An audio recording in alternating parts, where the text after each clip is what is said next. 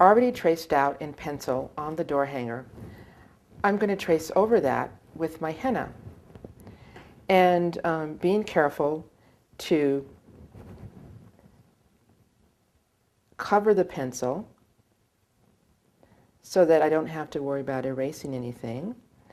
And I'm also going to leave a little bit of the design open for embellishment with some glitter glue.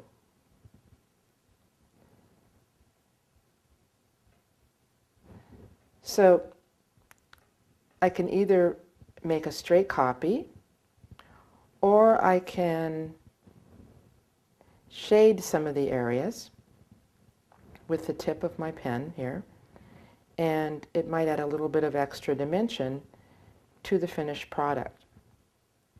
So I think I'll do some shading on the lines that will stain the wood.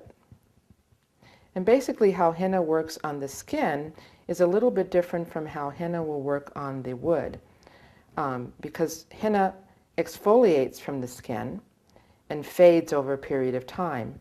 But when you use it on wood, it actually will stain the wood, and it will get actually darker over time once the paste flakes off. So I'm going to continue tracing my pencil design in henna and follow the pattern.